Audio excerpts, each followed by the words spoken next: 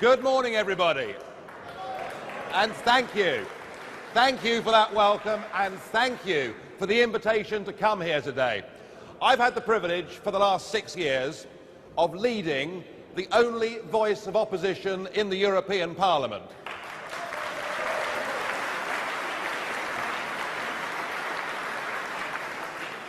As you may have gathered, I'm not very popular in Brussels. They don't like what I have to say because they, in that Parliament today in Brussels, represent an entire generation of European politicians. They've been English, they've been French, they've been German, and what they've done is they have betrayed our nations, they have betrayed our democracy, and they have sold us out to a new bureaucracy in Brussels, and we're going to fight back against them. But there's been a slight problem. I've had colleagues from across the continent who are joining our great democratic struggle, but of course there's been nobody from Germany in the European Parliament standing up and fighting for democracy. And one of the reasons that I'm so pleased to be here this morning, is I see in this room, and I feel in this room, all the same things that we had when we founded the UK Independence Party 17 years ago. We started, like you, with a small number of people and a big meeting. We used to meet, often have a public meeting and 20 people would come, but we followed our crusade, we pushed our cause, and in 2009, in the European elections, we in UKIP came second across the entire United Kingdom, beating the government of the day, and I believe here that you have the potential to do exactly the same thing, and I wish you Godspeed.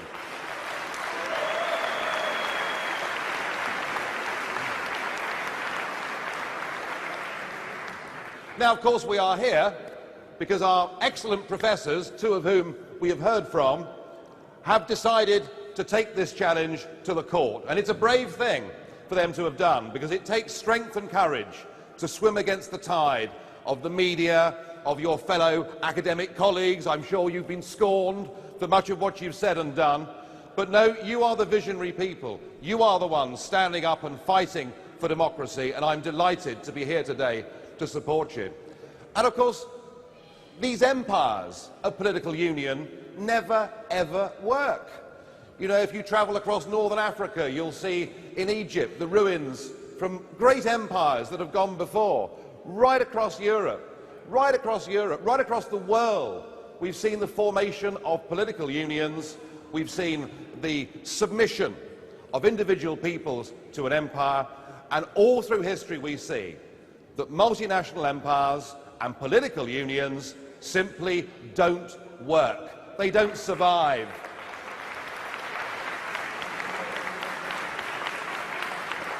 The Roman Empire's gone, the Ottoman Empire's gone, the Austro-Hungarian Empire has gone. They have disappeared. And you know, this European project has been forced upon us, and by the way, I'm not making this up when I call it an empire. Mr. Barroso himself has described the European Union as an empire. So that is what they're trying to build. They tell us that this empire is a project for peace and prosperity.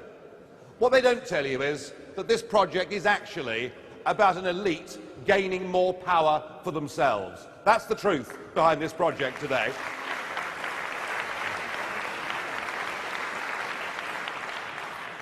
So they push us together.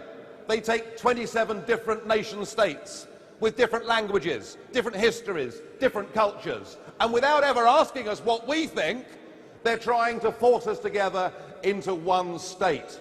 And we're beginning to see the cracks at the edges. We're beginning to see that it's not really working, but they are desperate to continue with their mission. On his 80th birthday, Helmut Kohl, who I have to say is not my favourite European politician,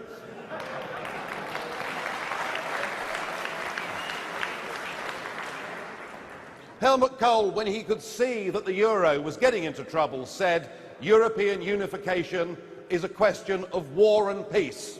The euro is part of our guarantee of that peace." Well, ladies and gentlemen, I fundamentally disagree with that analysis.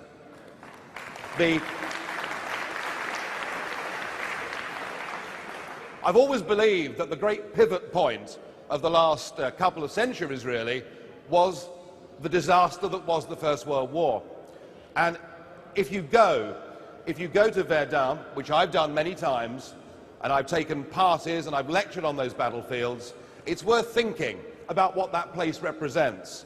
And of course, do you remember back in 1984, the enormous Helmut Kohl and the tiny Francois Mitterrand holding hands together? It looked like a comedy act, but it wasn't, because it was deadly serious. And they held hands together and they stood in front of that massive cemetery and that ossuary up at Douaumont, where those appalling battles had taken place, and they said never again. They said that the EU was necessary to prevent war ever taking place on the continent. What, of course, they forgot, or perhaps misunderstood, is that mature democracies rarely, if ever, fight each other. So what they were using people's genuine desire for peace to push towards a political union and to push towards the destruction of our national democracies. Now, I firmly believe that the reason that we've had peace in Europe in 1945 is because of a number of factors. I mean, firstly, frankly, I think people in Europe were sick of war by the time 1945 had come along. And of course, we had nuclear weapons. Now, I know this is not universally popular in Germany, but I do think the deterrent effect of nuclear weapons made a war with Russia much less likely. And of course, what we've had since then is NATO. Now, NATO is an example of sovereign states that group together and form an alliance. I support the principle of NATO. What I don't support is the principle of European Union, where far from nation states working together, what you do as a nation state is you give away the power to make decisions to somebody else. So that's one of the things, ladies and gentlemen, that we've got to push.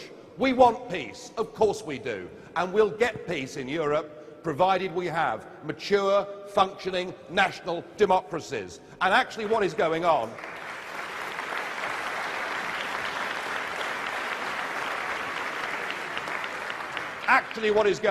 is very, very dangerous indeed. Because what is happening is we are being robbed of our identity. We are being robbed of our democracy. And if these movements don't work, if we are not able to get plebiscites across the European Union, then I am deeply fearful that far from the European Union being a project for peace, it will actually do something that our children and grandchildren may pay a very heavy price for indeed.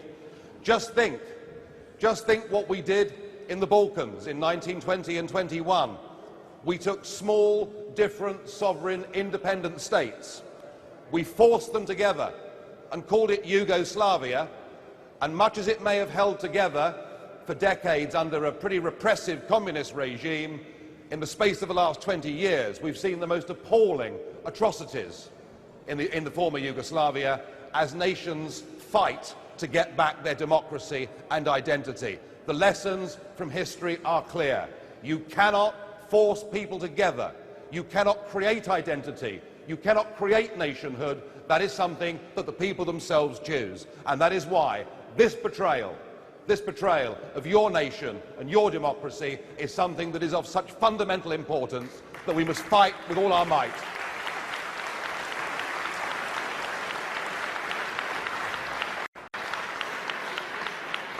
And of course, in your country, it seems to me that the propagandists of the EU project have played heavily on German guilt about the war.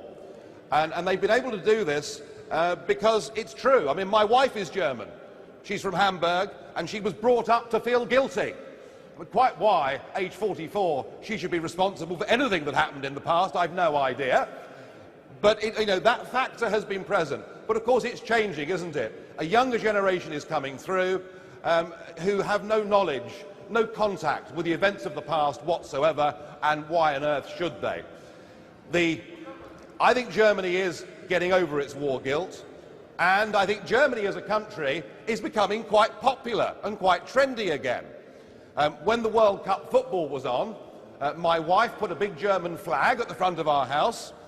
I have to confess I put a big English flag on the front of the house as well. And I do want to have, I must emphasise, I do want to have good relations personally with Germany and the Germans, although I thought the English disallowed goal in the World Cup was an absolute disgrace, I have to say. And I haven't quite got over that. But no, I can see there's some hecklers at the back. I thought perhaps there might be. No, Germany's become popular again. Lena won the Eurovision Song Contest. We've got a German, Joseph Ratzinger, as the Pope. And I think that somehow this guilt is over. But there is perhaps one legacy of the war that you are left with.